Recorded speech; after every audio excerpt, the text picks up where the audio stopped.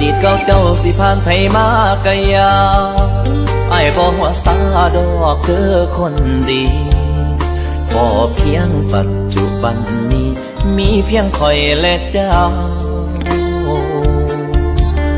สิบ่เว้าเรื่องเก่าเจ้าเคยมีภัยสิใส่ใจแต่มือนี้ไปเท่านั้นอดีตมันบ่สำคัญเพียงปัจจุบันเท่านั้นเป็นพอโลกนี้เนาะใครก็ต้องมีอดีตพอชีวิตขีดเส้นสตาด้วยตัวเองบ่ได้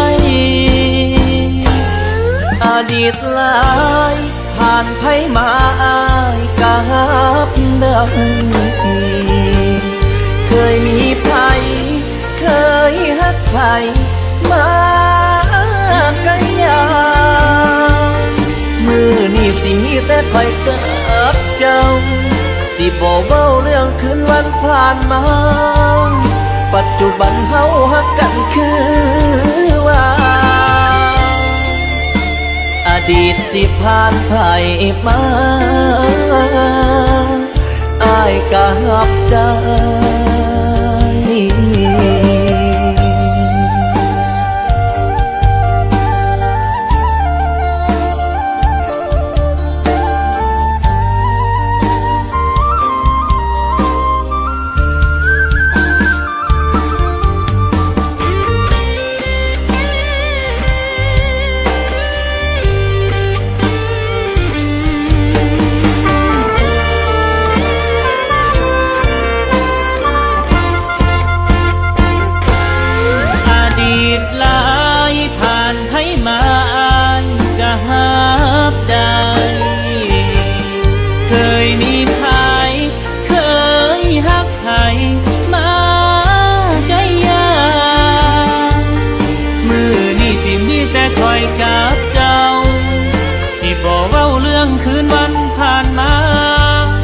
ปัจจุบันเฮาฮักกันคื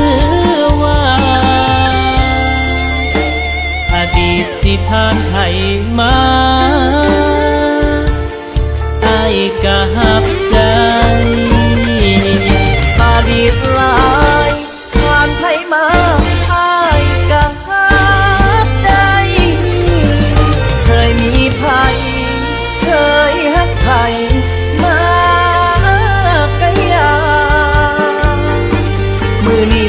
แต่คอยเกิดเจ้าสิบ่เว้าเรื่องคืนวันผ่านมาปัจจุบันเฮาฮักกันคือว่าอดีตสิผ่านไผมาอ้ายก็รับได้เจ้าสิเคยเป็นเมียเก่าแฟนเก่าผู้เดิม